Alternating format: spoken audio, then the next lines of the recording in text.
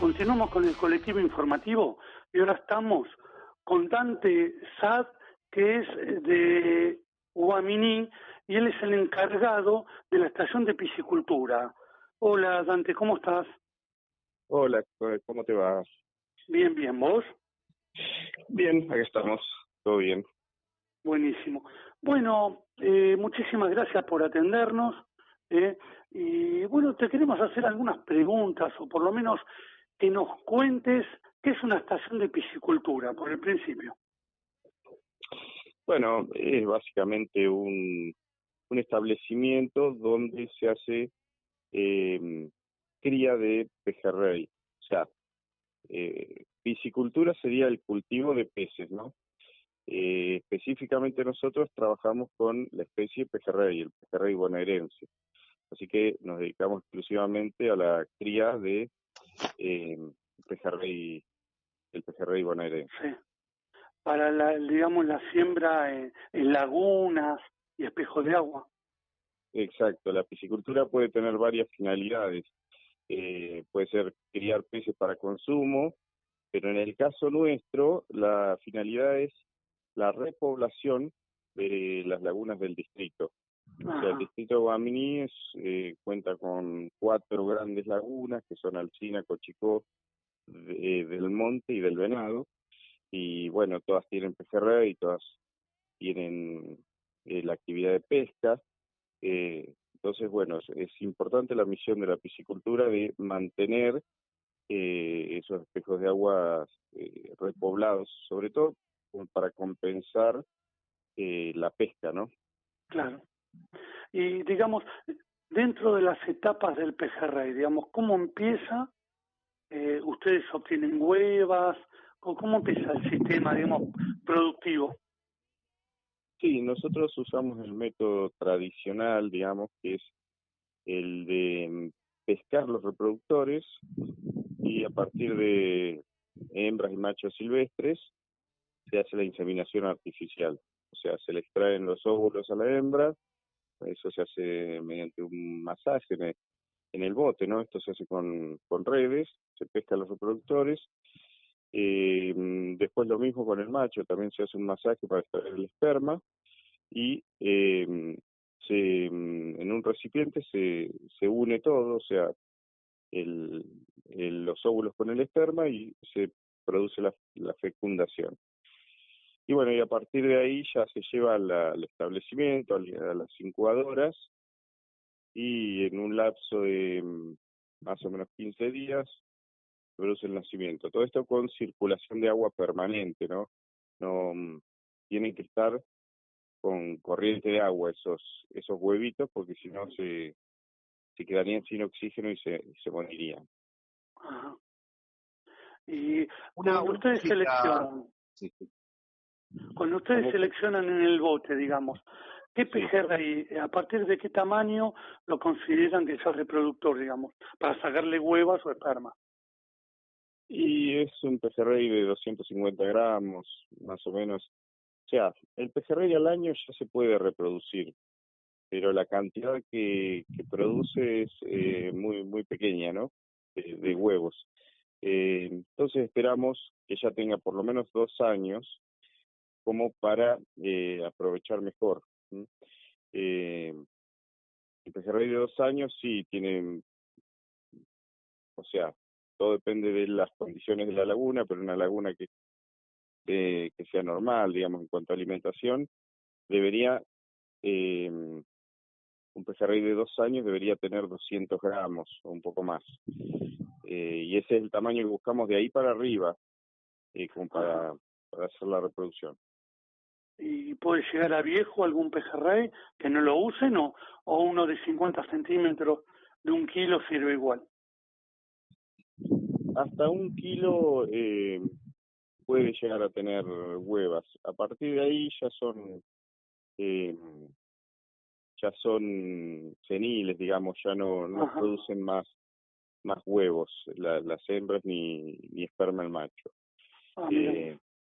O sea, los pejerreyes esos grandes que tienen más de 1 kilo normalmente superan los 10 años, 9, 10 años. y esos pejerreyes ya no reproducen. Ujú. Ah, qué buen dato es. Yo te quería hacer una consultita con respecto a eso. Viste que a veces en las lagunas hay algún par de especies o subespecies siendo la misma, ¿no? ¿Eso influye? ¿Buscan la genética, alguna genética en particular? O no importa? Van juntando huevas y esperma y no hay una selección. Nosotros tenemos un, o sea, el pejerrey es siempre Odontestes bonaerensis, es el nombre científico. Mm. Según los estudios es el mismo en toda la provincia de Buenos Aires. O sea, hay otras especies en el Río de la Plata, incluso está el pejerrey patagónico, que es más al sur, pero el pejerrey que tenemos acá en el interior de la provincia de Buenos Aires es siempre Odontestes bonaerensis. Eh, no se ponen muy de acuerdo si hay variedades genéticas en realidad. Lo que sí se sabe es que el pejerrey modifica mucho su anatomía según el ambiente en el que está. Por eso pensamos que son variedades distintas. En realidad son adaptaciones morfológicas al ambiente. Por ahí encontramos en una laguna es más oscuro, en otra es más clarito, ¿no? O en una es más más flaco, pero son variaciones que encontramos de acuerdo al ambiente. No está demostrado que sean variedades de la especie, ¿no? Lo que sí tenemos en cuenta es por ahí hacemos intercambios genéticos, o sea, traemos huevos de otras pisciculturas, porque no es bueno que ocurra mucha consanguinidad, o sea, que se reproduzcan siempre dentro de la misma población de la laguna, ¿no? Es bueno que venga un poco de material genético de otras lagunas. Eso sí lo hacemos cada tanto y, y, y consideramos que es una buena medida, ¿no? Como para Refrescar la sal. fortalecer la especie, sí. Claro, claro.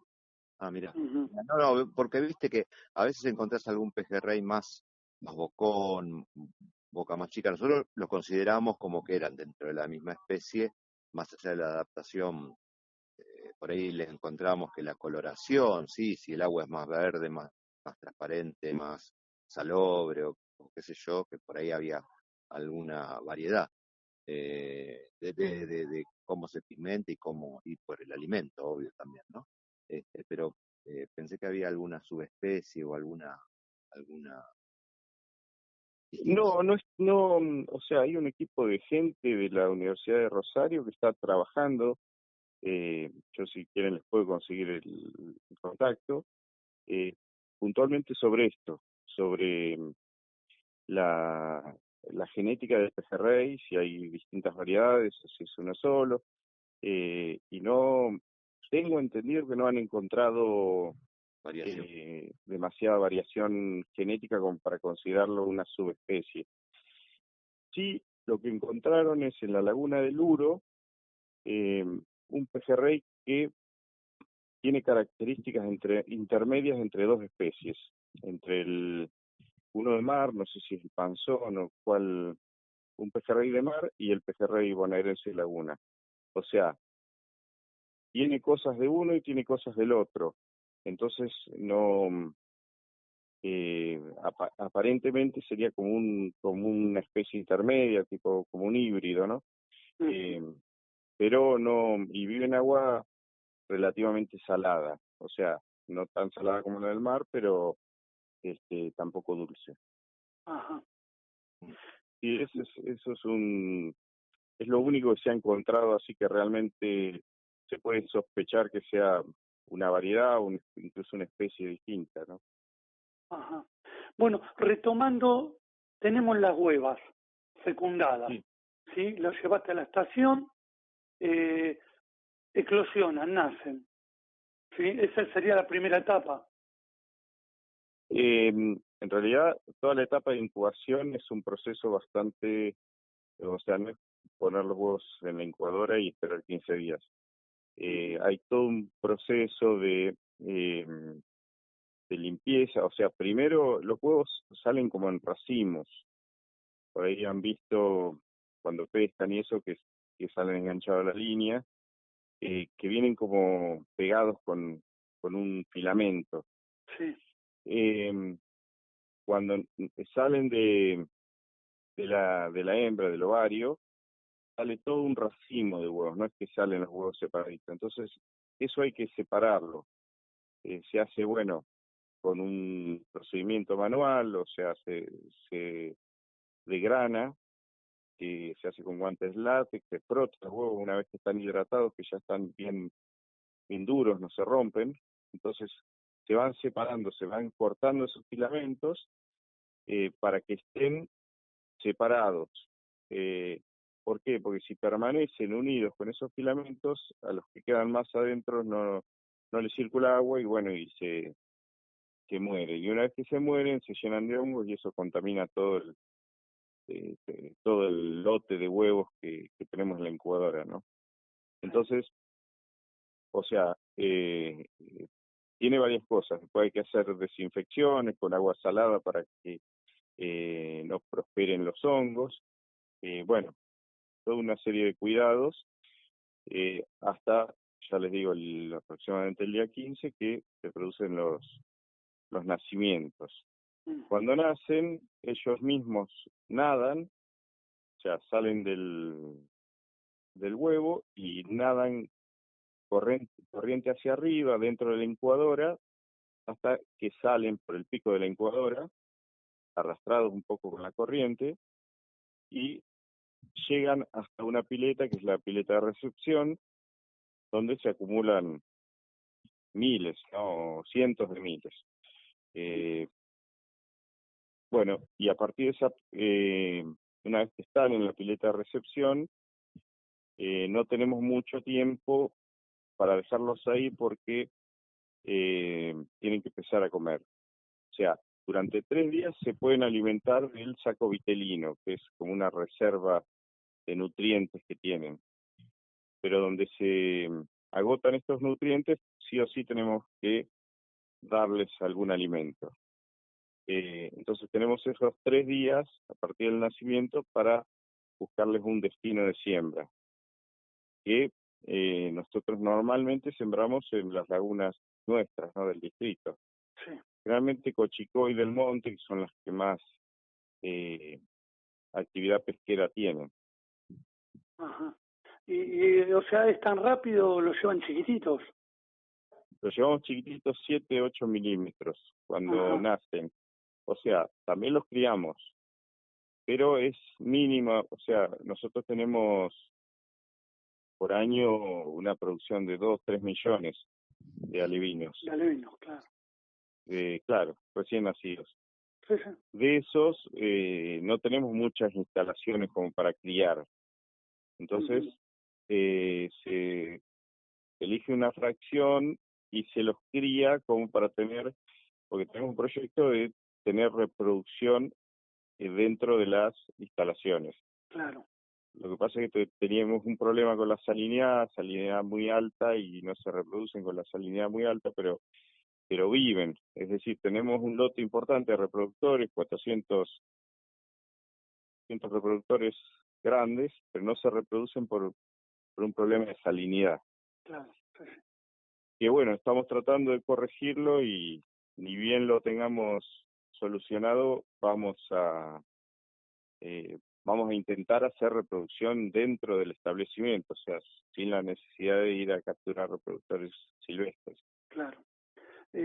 Más o menos, ¿sabés cuántos huevos pone una hembra? Sí, pone más o menos 2.000 huevos cada 100 gramos de pez. O sea, una hembra de 300 gramos pondría más o menos 6.000 huevos. Y un De estimativo acuerdo al tamaño. Sí. ¿Y un estimativo de cuántos quedan vivos de eso? ¿Tenés? Bueno, en la naturaleza es bajísimo el porcentaje. ¿Por qué? Porque, primero, hay huevos que no llegan a fecundar. Es una fecundación externa. O sea, la posibilidad que el espermatozoide alcance al óvulo ya es baja porque la hembra larga los huevos en el ambiente, después el macho larga el esperma, pero el que se produzca el contacto es mucho, o sea, siempre donde hay fecundación interna es mucho más alto el porcentaje de fecundación. En cambio, en estos casos, que todas las especies que tienen fecundación externa, es bajo el porcentaje de fecundación.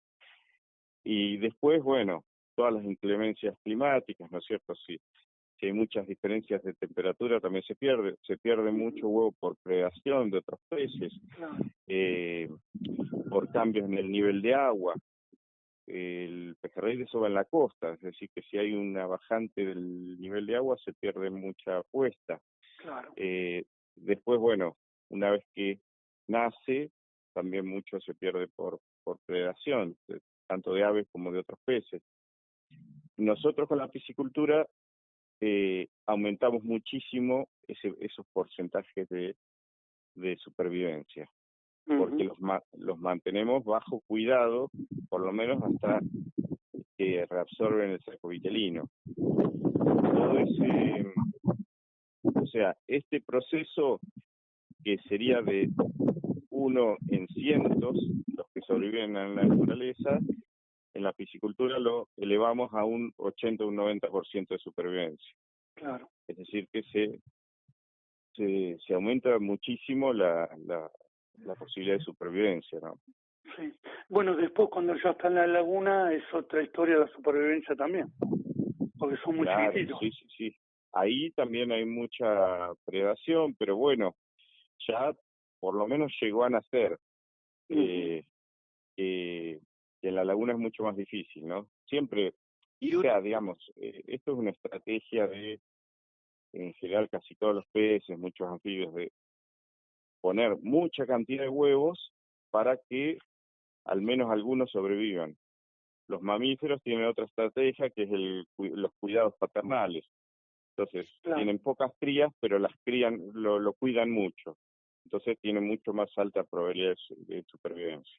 Y una cosita, Dante, la situación esta que tenés esos 3 días para, después de que eclosionan y pueden llevarse a la laguna, al ámbito, el tiempo, climáticamente, ¿tiene que tener alguna especificidad o digamos, o se adaptan enseguida? ¿Tienen que tener algún cuidado especial con los cambios de temperatura, no sé, con alguna situación? Sí, el procedimiento de siembra, esto es un error que se comete muy a menudo cuando se siembra un ambiente, ¿no? El cambio de agua hay que hacerlo muy, muy lentamente.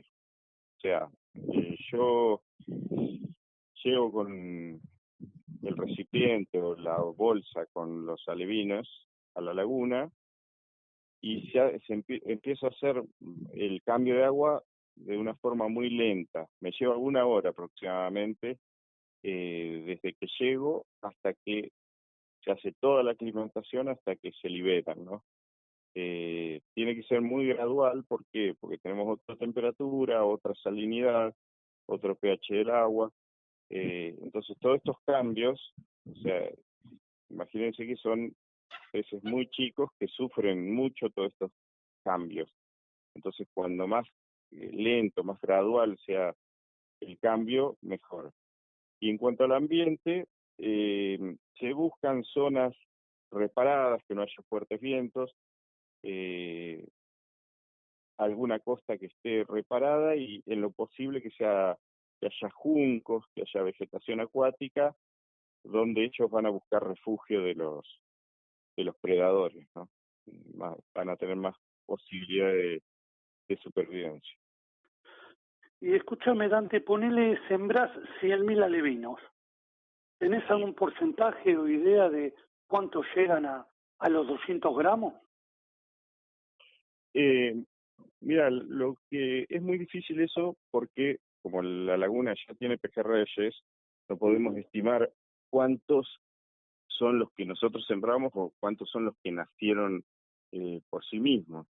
Lo que sí se hace, o lo que hemos hecho, la experiencia que hemos tenido, es sembrar lagunas que no tenían peces, o sea, lagunas que tenían buenas condiciones, pero no tenían peces, y hemos ido a los 2 años a hacer un estudio a ver qué cantidad tienen. Y bueno, ahí pudimos estimar que aproximadamente un 50% sobrevive, pero bueno, hay que considerar que no hay predadores, por lo menos no hay peces predadores que actúan sobre esos alevinos que sembramos.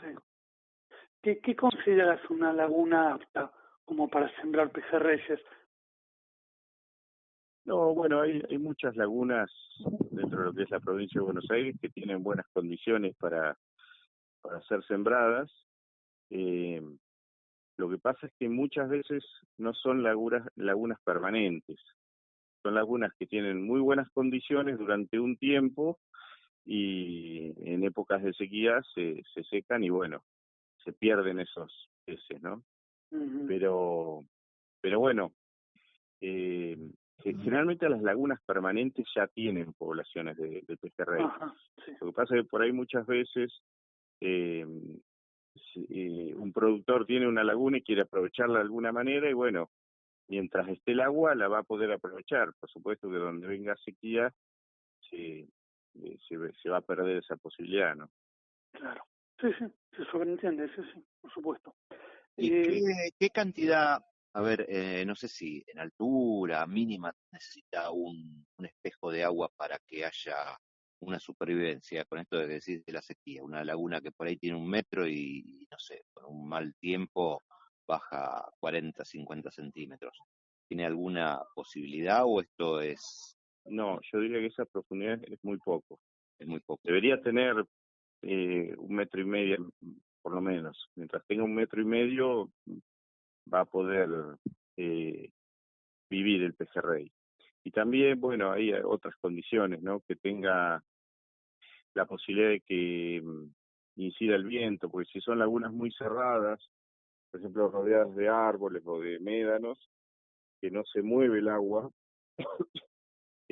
ahí puede haber problemas de oxigenación, porque al no haber oleaje, se puede llegar a morir el pejerrey. O sea, el pejerrey es muy sensible a la falta de oxígeno.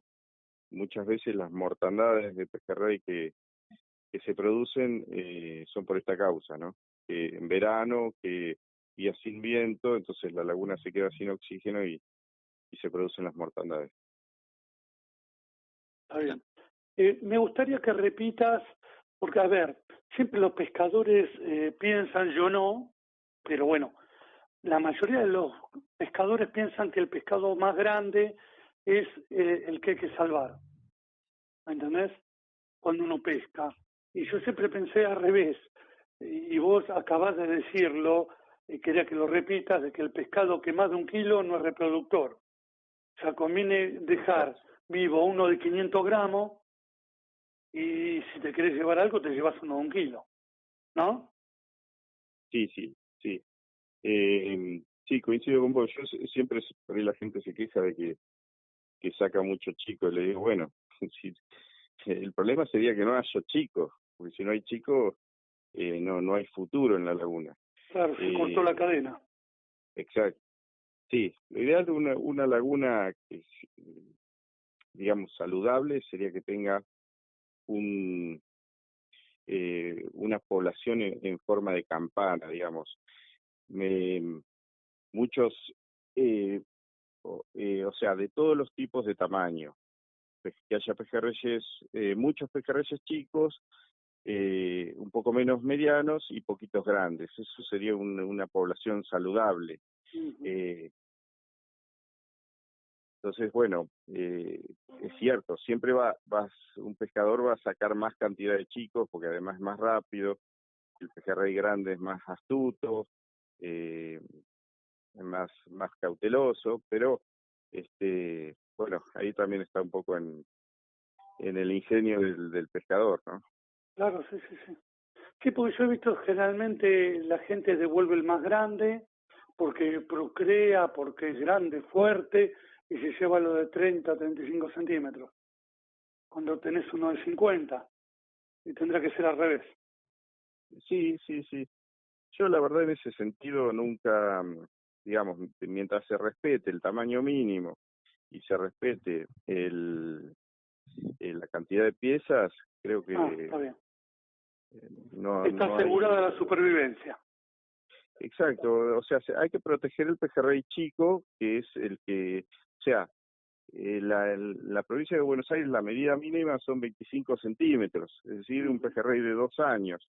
Le damos la posibilidad de que llegue al tamaño de reproducción. O sea, si no alcanzó ese tamaño, lo devolvemos al agua, que por lo menos Claro. reproduzca una vez. ¿Mm? Entonces, de esa forma también se asegura que la población se mantenga. ¿Qué, qué alimento le dan ustedes a los pejerreyes chiquititos? Nosotros le damos un alimento que fabrica Schule, especialmente para pejerrey. Es un alimento balanceado completo. O sea, con eso solo alcanza para mantener un lote de pejerreyes. Ya que se le da a partir de los 20 días de vida. Antes hay que darle sí o sí alimento vivo, porque el pejerrey no está preparado su sistema digestivo como para tolerar el alimento balanceado en los primeros días. Entonces, sí o sí tiene que comer alimento vivo y ya más o menos el día 15 se le puede ir suplementando al alimento vivo un poco de balanceado. Y bueno, después más o menos al mes ya puede comer directamente solo balanceado.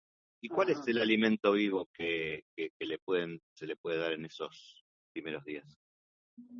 Bueno, nosotros preparamos agua, preparamos el tanque con agua fertilizada y ahí se forma directamente, se pone el agua verde y a los 10 días más o menos aparecen rotíferos, aparecen cladóceros, que son componentes del plancton, son organismos microscópicos que es el alimento por excelencia del pejerrey, es el alimento que come en la laguna. Claro.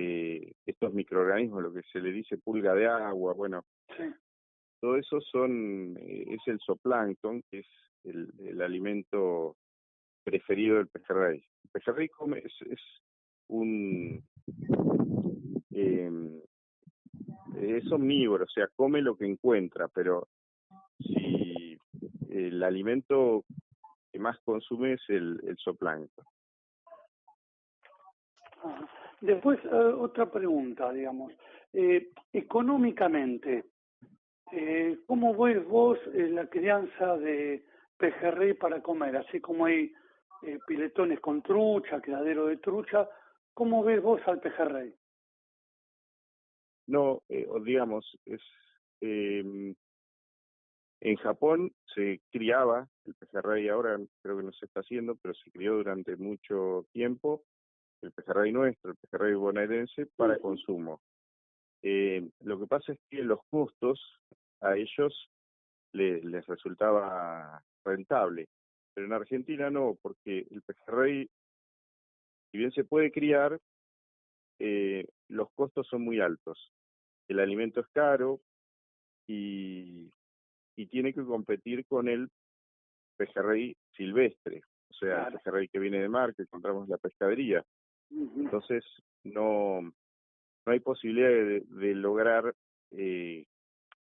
o sea, no es rentable llevar a ese tamaño, pues el para producir un kilo de pejerrey, no sé, por decirte algo, no estaría saliendo capaz que más de 1.000 pesos de costos de producción, ¿no? Claro. Entonces no resulta rentable. Perfecto, sí, se entiende. Sí, es natural, porque hay en todos lados y cerca de lo que es Buenos Aires, la trucha es una cosa. Con la trucha no, porque no hay producción o sea, no hay pesquerías de trucha silvestre. La única trucha que conseguimos para consumo es de criadero. Entonces ahí sí se puede defender un poco más el precio, ¿no? Sí, se entiende. Entonces ustedes distribuyen los alevinos en el partido de Guaminí únicamente. Sí, sí, se hace repoblación. Desde la Repoblación. piscicultura municipal se hace solo repoblación, sí. ¿Y todos los años regularmente repueblan o primero se fijan cómo viene? Sí, todos los años se hace, ya te digo, 2 o 3 millones de alevinos. Sí. Hay años mejores, años peores, por Entonces, circunstancias. Y se siembran generalmente las lagunas que más actividad pesquera tiene. claro. Por ahí hay veces que hay lagunas que no tienen tanta actividad pesquera, pero se solicita el club de pesca que sembremos, y bueno, se siembra también. Pero generalmente, ya te digo, Cochicoy y Del Monte son las que más sembramos. Sí. Ajá. O sea que vos no podés anticipar la temporada invernal si vamos a tener pejerrey. Lo que pasa es que ahora tenemos muy buena pesca, tanto en Cochicó como en Del Monte, incluso en la laguna del Venado. Pero yo lo que trato es que haya pejerrey en la laguna. Después, si lo pueden pescar o no, ya es otro problema. Hay veces que el pejerrey no tiene hambre, porque tiene mucho alimento natural y con la caña no pica. Y muchas veces los pescadores piensan que no hay pejerrey, pero nosotros hacemos los estudios y nos encontramos con que sí hay. Entonces, bueno, ya eso es un factor que no podemos manejar. Claro. Sí, sí, por supuesto. Así es la pesca, no es una ciencia exacta. Y una cosita, Dante, una persona alguien que tenga un lago, una lagunita interna en su campo y qué sé yo, ¿cómo es el proceso? ¿Se los piden a ustedes? ¿Es algún requisito especial? ¿O solamente trabajan para la repoblación así a nivel municipal, local? Sí, sí, solamente desde la municipalidad se hace repoblación, pero de todas formas hay hay gente que atiende sobre todo los countries y eso, y se siembran distintas especies, y entre ellas pejerrey. Y bueno, y no necesita algunos cuidados básicos. El pejerrey, ya les digo, el problema generalmente es la falta de oxígeno, pero bueno, lo que se hace es armar algún sistema de bombeo o con molinos de viento como para que haya una renovación, un recambio del agua. Y eso soluciona el problema de esto, de la falta de oxígeno. Muchas veces se usan bombas, entonces esos días de calor, sin viento, se prenden esas bombas y se produce una rotación y una oxigenación del agua. Y eso salva de que se produzca una mortandad. Qué bueno. Bueno, ¿alguna otra pregunta, Fabio? Aprovechando que tenemos alguien que sabe. Me dan vuelta miles de preguntas. A ver, viste con lo primero que te dije, esto de que si hay subespecies o qué sé yo, eh, la, por ahí me sabes orientar.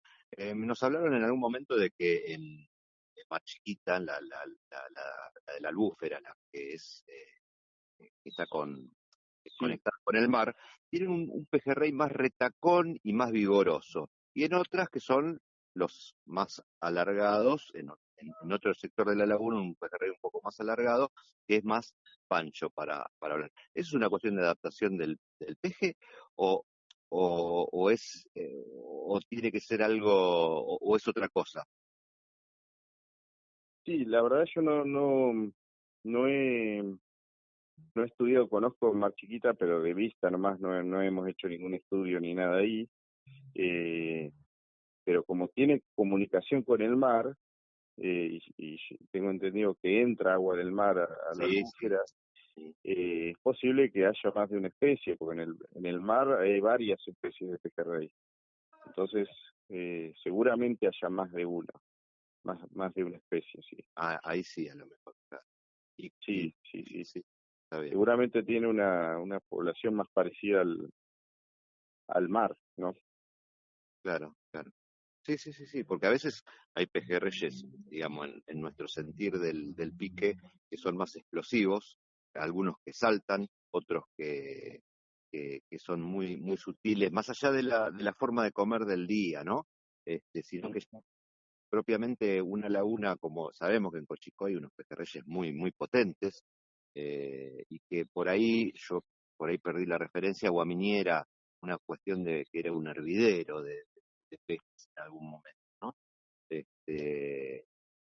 Entonces, Sí, ahí es donde eh, iba mi en pregunta. realidad ahora no es tan así, eso se dio años anteriores, pero ahora en Guaminí hay, eh, digamos, las poblaciones en biomasa están similares, Cochicoy y Guaminí, pero en Guaminí eh, tiene pejerreyes más grandes, o sea, tiene todos los tamaños, pero eh, Cochicoy llega hasta un tamaño mediano, unos 300, 400 gramos, y hasta ahí nomás.